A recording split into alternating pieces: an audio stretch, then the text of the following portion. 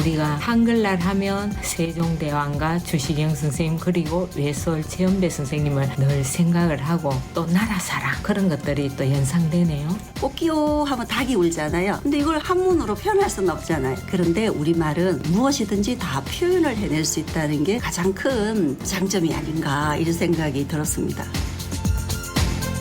안녕하십니까? 시사투데이 울산 이지양입니다. 10월 9일 오늘은 한글날이죠. 훈민정음을 창제한 세종대왕부터 긴 세월 우리 말과 글을 지키기 위해서 노력한 많은 분들이 계시지만요. 그래도 우리 울산 하면은 한글학자 외솔 최연배 선생을 가장 먼저 떠올리게 되는데요. 외솔 선생의 발자취와 숨결을 느낄 수 있는 중국 외솔 기념관이 새로운 기술과 문화에 힘입어서 최근 스마트 박물관으로 거듭났습니다. 오늘 리포트 현장 시간에는 한글날을 맞이해서 남다른 변신을 시도한 외솔 기념관 직접 찾아서 생생한 현장 전해드리고요. 울산의 자랑 외솔 최연배 선생에 관해서도 깊이 있게 알아보겠습니다. 이어서 한 주간 울산의 경제 이슈 살펴보는 경제 포커스 시간도 마련되어 있습니다. 잠시 후에 함께해 주십시오. 매일 울산 지역의 주요 이슈와 생생한 소식 전해드리는 시간입니다. 첫 코너 아침 헤드라인 울산매일신문 김진영 논설실장 전화 연결되어 있습니다. 실장님 안녕하십니까? 네, 좋은 아침입니다. 네, 반갑습니다. 오늘의 헤드라인 뉴스 어떤 소식이 있는지 먼저 간추려 주시죠. 네, 오늘은 울산과 부산, 경남도가 1시간 생활권을 핵심으로 하는 초광역권 발전 계획을 공동 수립했다는 소식. 신상 정보 공개를 선고받은 울산 지역 성범죄자 가운데 대다수가 거주지 1km 이내에 학교가 있는 것으로 나타났다는 소식이 있습니다. 네, 하나씩 자세한 이야기 나눠보겠습니다. 먼저 초광역권 발전 계획이 수립됐다는 소식부터 들어볼까 하는데요. 자세한 내용 전해주시죠. 네, 울산시와 부산시, 경남도가 1시간 생활권을 조성하기 위한 광역철도망 구축 등 초광역권 발전 계획을 수립해서 본격 추진하기로 했는데요. 네. 울산시와 부산시, 경남도는 동부가 8대 광역 경제권 육성을 목표로 하는 부울경 초광역권 발전 계획을 공동 수립했습니다. 내용을 들여다보면 부울경 초광역권 발전 계획은 연평균 경제 성장률 3%, 광역 출퇴근 1일 통행시간 1시간, 삶의 만족도 7.5점을 목표로 제시하고 이를 위한 12개 핵심 과제, 69개 실천 과제를 담았습니다. 네. 총 사업비가 무려 41조 원인데요. 이 같은 내용의 초광역권 발전 계획을 대통령 직속 지방시대위원회에 제출했다고 합니다. 네, 일일 생활권은 들어봤어도 1시간 생활권 참 생소한데요. 말만 들어도 굉장히 규모가 큰 사업으로 보입니다. 구체적으로 어떤 계획들이 담겨 있습니까? 네, 말씀하신 대로 이번 사업의 가장 큰 핵심은 1시간 생활권 형성인데요. 이 부분을 하기 위해서 여러 가지 많은 사업들을 진행합니다. 네. 산업 지원을 위한 광역철도망을 구축하는 것이 핵심입니다. 이를 위해 부산, 양산, 울산을 잇는 광역철도를 건설하고 울산, 부산, 창원, 진주를 잇는 철도교통 기반 시설을 도입하는 한편 KTX 경부 고속선 울산 지선도 신설을 추진합니다. 네. 이에 함께 울산 양산 고속도로 건설, 울산 창원 고속도로 건설, 김해 울산 고속도로 건설 등도 추진할 계획인데요. 특히 가덕도 신공항 접근 교통망 구축을 위해서 동대구 창원 가덕도 신공항 고속철도를 건설하고요. 네. 동남권 물류 해상 교통축을 구축합니다. 또 부울경 환승센터와 강력 간선 급행버스 체계 BRT도 함께 구축하기로 했습니다. 뿐만 아니라 첨단 경쟁력을 강화하기 위해서 동부가 스마트 물류 플랫폼 구축, 그리고 개발 제한구역 제도 개선 등도 실천 과제로 담았습니다. 네, 참 다양하고 복잡한 사업들이 전개될 것 같은데요. 또 새 시도 간의 생활 인프라를 구축하기 위해서도 공동으로 대응한다고요?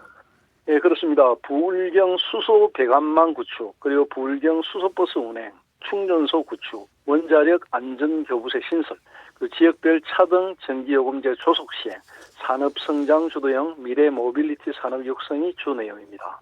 이 밖에도 부울경 간의 소아 전문 응급의료센터 운영 지원, 그리고 국가 녹조 대응센터 신설, 부울경 광역 관광 마케팅 등도 공동 추진 과제에 담았습니다. 네.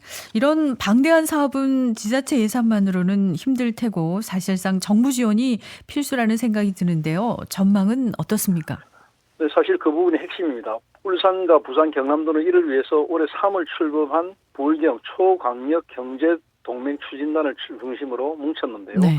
부울경 자치단체와 3개 시도 연구원, 테크노파크가 참여하고 산업연구원이 주관하는 컨설팅과 관계부처 협의, 시도 지방시대위원회 심의를 거쳤다고 합니다. 문제는 대통령 직속 지방시대위원회에 제출된 이 사업을 정부가 제대로 지원해 나가느냐 이 문제인데요. 이 부분은 좀 더 지켜봐야 할 것 같습니다. 네.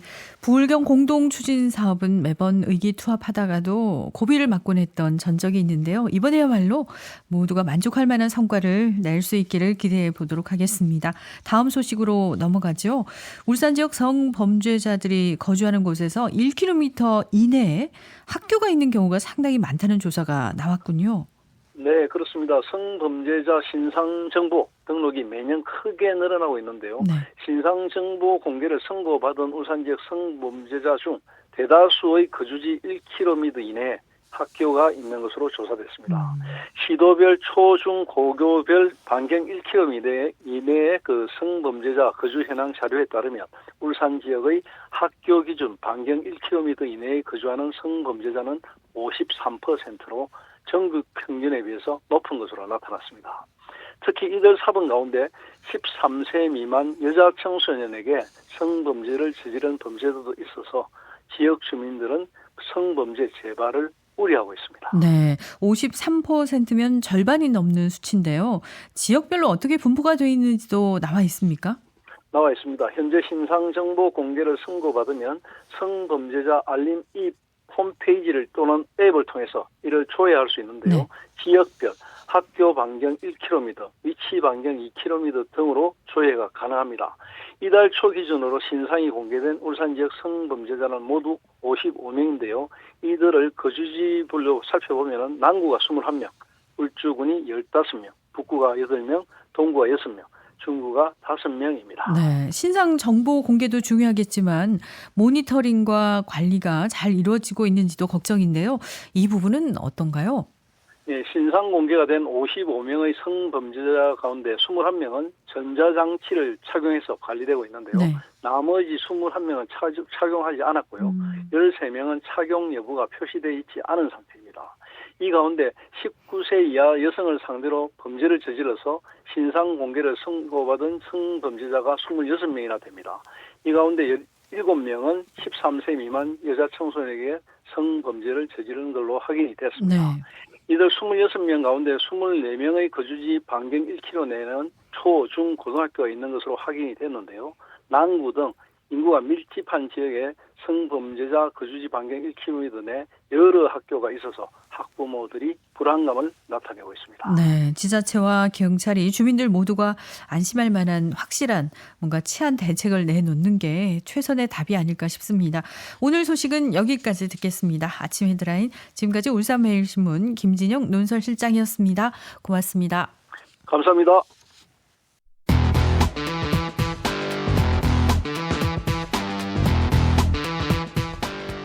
시사투데이 울산에서는 실시간 보이는 라디오도 진행하고 있습니다. 유튜브에서 KBS 울산, 시사투데이 울산 검색하시면 현재 방송을 보실 수 있습니다.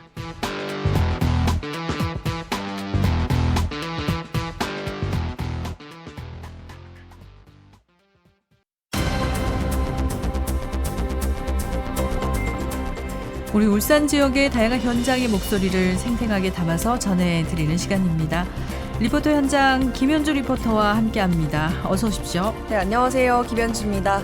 네, 오늘은 577도를 맞이한 한글날이죠. 한글도시. 우리 울산에 외솔 최현배 선생의 기념관이 있는데요.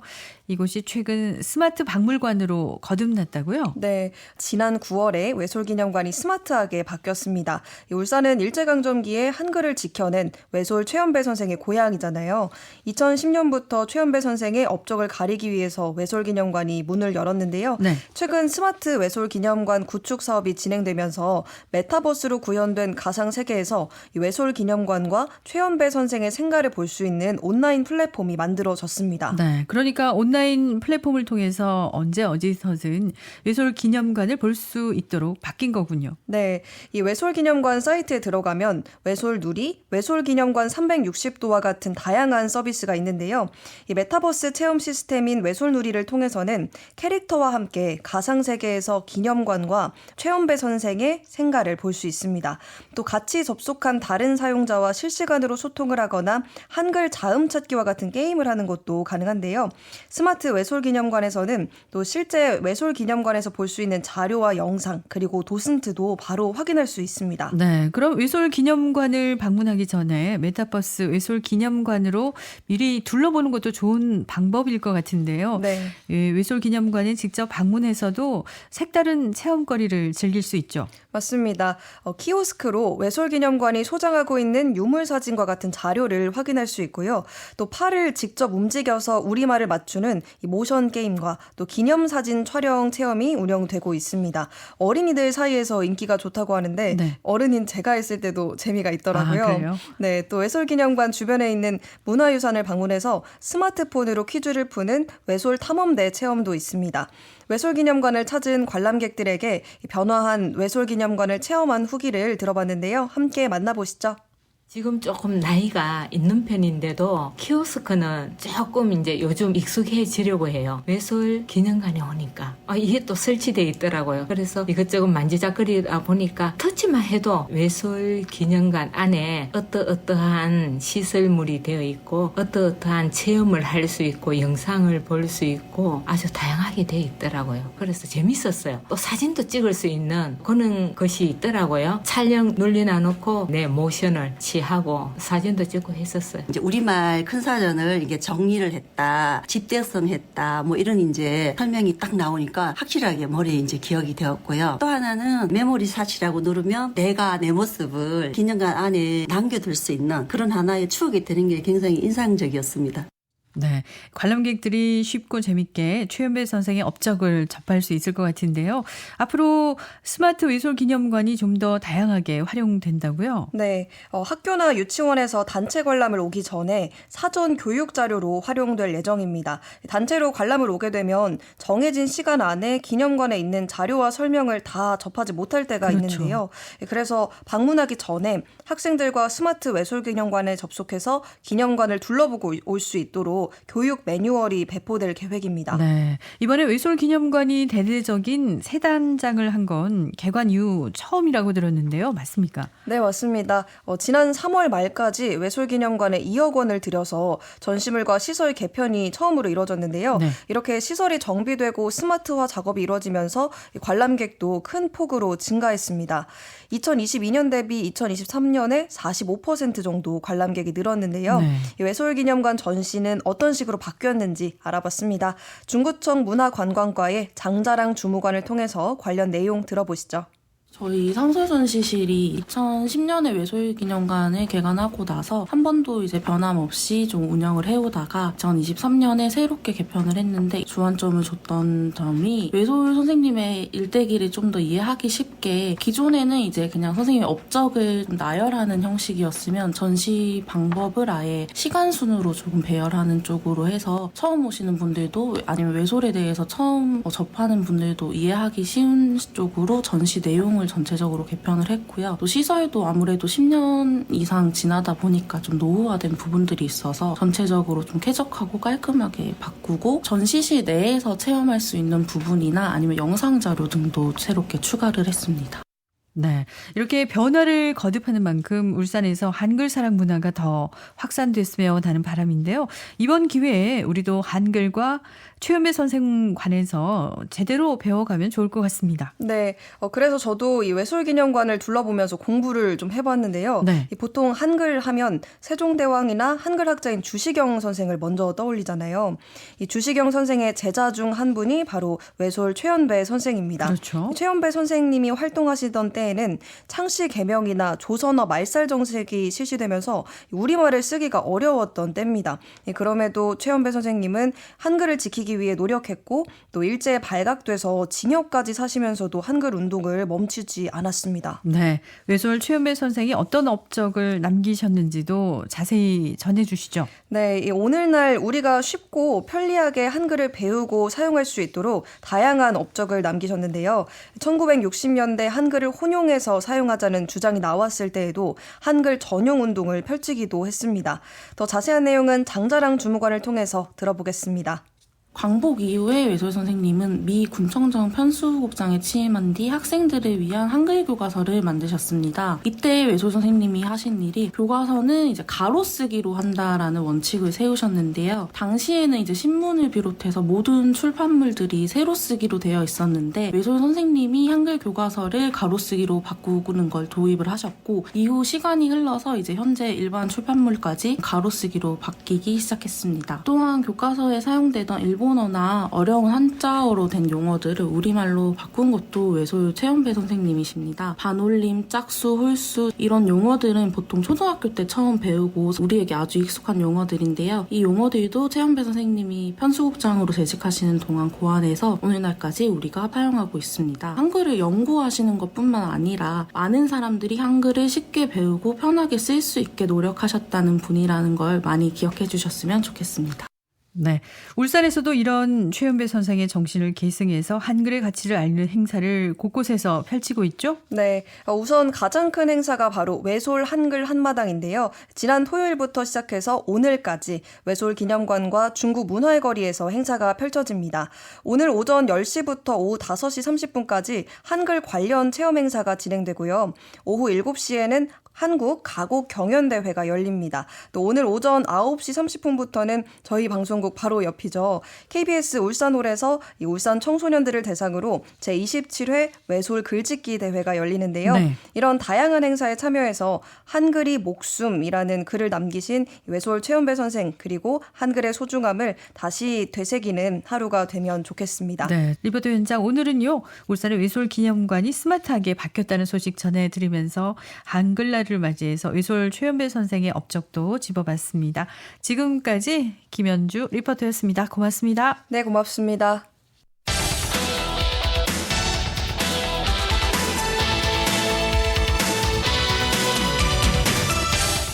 냉철한 시선, 따뜻한 마음.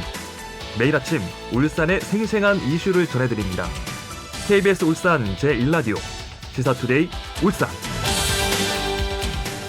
한 주간 울산 경제는 물론이고 유용한 경제 소식들 알아보는 시간입니다. 경제 포커스 데일리 한국 이현진 기자 전화 연결돼 있습니다. 기자님 안녕하십니까?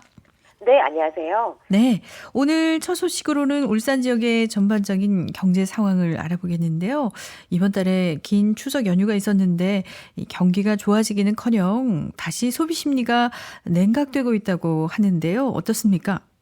네, 맞습니다. 지금 이제 고물가 상황이 계속되면서 소비자들이 지갑을 닫고 있습니다. 지속적인 경기 침체 영향으로 지금 울산 지역 같은 경우에도 소비 심리가 3개월 만에 기준치 밑으로 떨어졌습니다. 9월달 소비자 심리지수를 보면요, 99.2를 기록을 했는데요, 3개월 만에 기준치를 밑돌았습니다. 네. 아무래도 이제 고금리가 지속되면서 소비 심리가 약화된 데다가 또 글로벌 경기 회복이 지연된 영향이 컸는데요. 네. 또 앞으로 이제 6개월 이후에도 가계 수입은 늘지 않고 소비 지출만 줄일 것이라는 전망도 나오고 있는 상황입니다. 네, 허리띠를 졸라매야 될 것 같은데요. 문제는 울산 지역의 소비 심리 위축이 소상공인들의 어려움으로 연결되고 있다는 거죠. 대출 보증 연체 문제까지 발생하고 있다면서요? 네, 현재 울산 지역에 있는 소상공인들이 어려움으로 바로 연결이 되면서 대출 보증을 서고 있는 울산 신용보증재단까지 파장이 이어지고 있습니다. 네. 지금 이제 올해 들어서 1월부터 8월까지 울산 신보의 대위 변제액을 봤더니 193억 원을 기록을 했습니다. 지난해 같은 기간과 비교하면 무려 3.4배나 증가를 한 건데요. 네. 아무래도 이제 코로나19로 인해서 급격히 대출이 늘었지만 이를 상환하지 못한 그 사고액이 커지고 있기 때문입니다. 그리고 이제 엔데믹 이후에는 고금리, 고환율, 이 고물가 등 소위 3고 현상이 나타나면서 소상공인들이 이제 회복할 기회를 찾지 못하고 있는데요. 앞으로 당분간 이런 추세에 영향을 미칠 요인이 적기 때문에 사고율이 지속될 것으로 보이고요. 그리고 이제 울산에서도 재정의 위협을 받고 있는 상황입니다. 네. 그리고 소비자들뿐만 아니라 울산에 있는 중소기업들이 느끼는 경기 상황도 좋지 않은 것 같습니다. 이번 달 경기를 부정적으로 전망하고 있다고요? 네, 울산에 있는 중소기업들이 10월 경기 전망 지수를 봤더니요, 1년 전보다 낮아진 것으로 나타났습니다. 경기 전망 지수는 81.6을 기록을 했는데 1년 전에 비해서 낮아졌고요. 특히 이제 제조업 같은 경우에는 4.9포인트가 감소를 했고 또 비제조업 경기 전망 지수도 1.2포인트나 소폭 높아지면서 전반적으로 부정적으로 인식을 하고 있었습니다. 그리고 울산 지역의 수출 실적도 감소하고 있거든요. 이 부분이 하반기 울산 지역 경제 회복에 가장 큰 변수가 되지 않을까 싶은데요. 어떤가요? 네, 맞습니다. 지금 울산의 수출 같은 경우에는 6개월째 감소세를 보이고 있습니다. 네. 8월에도 울산의 수출을 보면은 71억 9천만 달러를 기록을 했는데 5.9% 감소를 했습니다. 그나마 감소폭이 한 자릿수에 머무는 건 맞는데요. 자동차와 선박이 호조세를 보였습니다. 이제 국가별로 보면 자동차 수출이 많은 미국 같은 경우에는 1년 전보다 35%나 늘었는데요. 문제는 중국 수출액이 많이 감소를 했습니다. 전년 동월 대비 6.4% 감소한 7억 6천만 달러에 그쳤습니다. 즉 이제 울산 지역 같은 경우에는 자동차와 선박 같은 경우에는 수출이 잘 되고 있고요. 반면에 중국 비중이 큰 석유 제품 수출이 부진한 상황입니다. 네. 그래서 이제 아무래도 이제 중국 경기 회복 여부가 울산 수출의 가장 큰 변수가 되지 않을까 싶습니다. 그렇군요. 이어서 지역 부동산 시장 상황을 살펴볼까요? 울산은 건설 경기가 침체되면서 문을 닫는 건설업체들이 크게 증가하고 있죠? 네. 지금 분양시장이 침체에 빠지면서 올해 문을 닫는 울산 지역 건설업체 수가 크게 늘었습니다. 1월부터 8월까지 폐업한 건설업 수를 보면요. 종합건설업이 3건, 또 전문건설업 37건 등 모두 40건으로 집계가 됐습니다. 같은 기간 이제 지난해와 비교를 해보면요. 무려 187%나 증가한 것으로 보입니다. 네, 그래서 울산시가 공동주택 건립에 지역업체를 참여시키면은 용적률을 완화하는 방안을 검토하고 있다고 하는데요. 얼마나 실효성이 있을지도 궁금하거든요. 네, 제가 이제 앞서 말씀드린 것처럼 울산 지역에 이제 건설업체들이 줄어들고 있고 매출도 현저하게 감소하고 있습니다. 네. 그런데 이렇게 지역에 있는 건설업계에서는 불경기의 원인 중 하나가 공동주택 공사를 도맡고 있는 타 지역에 있는 대형 건설사들이 대부분 이 타 지역과 협력을 체결하는 관행 때문이다. 이렇게 문제를 꼽고 있습니다. 그래서 이런 지적이 계속 나오면서 울산시에서는 이 공동주택을 건립을 할 때 지역업체를 참여시킬 경우에 용적률을 완화해주는 방안을 지금 검토하고 있습니다. 네. 이제 그렇다고 하면 대형 건설업체들도 아무래도 지역업체를 더 많이 쓸 가능성이 높은데요. 다만 이 계획대로 이행하지 않을 경우에는 인센티브를 환원하는 제도도 함께 계획을 마련할 예정입니다. 네. 이런 이제 대책들이 지역 건설 경기 회복에 마중물이 될 수 있을지 좀 기대감도 있고요. 반면에 이런 제도의 취지를 제대로 되살리기 위해서 풀어야 될 숙제도 적지 않은 것 같습니다. 네, 앞으로 좀 그런 것들을 잘 정리를 해야겠고요. 올 연말까지 울산에서는 또 아파트 입주 물량이 크게 증가할 걸로 보이는데요. 이번 달에는 어떻습니까? 네, 일단은 연말까지 울산에서 많은 아파트가 입주에 들어갈 예정인데요. 다만 이번 달에는 울산 지역의 입주 물량이 소폭 감소를 했습니다. 중구 태화동 한 개 단지 455가구가 입주를 할 예정인데요. 네. 하지만 연말까지는 지금 입주 물량이 5천 가구가 넘을 예정이고요. 그리고 향후 2년간 입주 물량이 울산 지역에만 15,000가구에 달할 예정이기 때문에 시장에 미치는 영향이 지금 상당할 것으로 보입니다. 네, 그렇군요. 오늘 경제 소식은 여기서 마무리할까요? 경제 포커스 지금까지 데일리 한국 이현진 기자였습니다. 고맙습니다. 네, 감사합니다.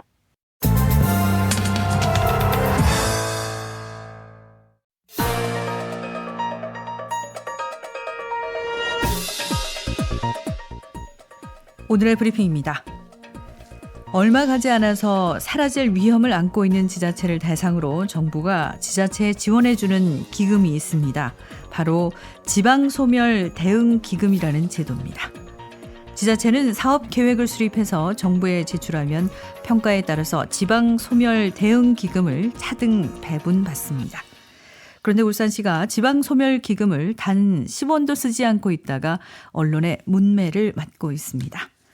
지난해 전국 122개 지자체에 배분된 7,500억 원 규모 기금의 평균 집행률은 37.6%에 그쳤습니다. 이 가운데 울산시는 지난해 9억 원, 올해 12억 원의 기금을 받았지만 아직까지 한 푼도 못 쓰고 행정 절차만 진행되고 있습니다. 광역지자체 가운데 유일하게 집행률 제로라는 불명예를 떠안은 겁니다. 울산시는 발달장애인 거점센터를 건립하기 위한 행정적 절차를 진행했고 아직 예산을 지출할 시기가 아니어서 집행하지 않았다는 입장인데요. 이 같은 사업 평가에 아랑곳하지 않겠다는 모습으로 읽힙니다. 행안부는 올해부터는 사업 집행 실적을 비롯해서 성과 분석 결과를 평가에 활용하고 현장 실사도 확대해서 중점적으로 추진하겠다는 입장입니다. 기금 배분을 두고 경쟁을 벌여야 하는 지자체로서는 좀 더 적극적이고 전문적인 사업 발굴 의지와 실행력이 필요하다는 지적이 나옵니다.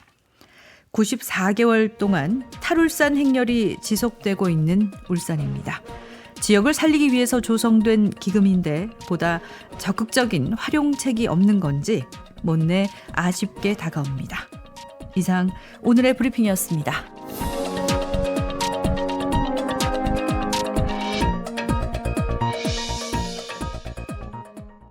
네, 10월 9일 월요일에 함께한 시사투데이 울산, 오늘은 여기서 인사드립니다.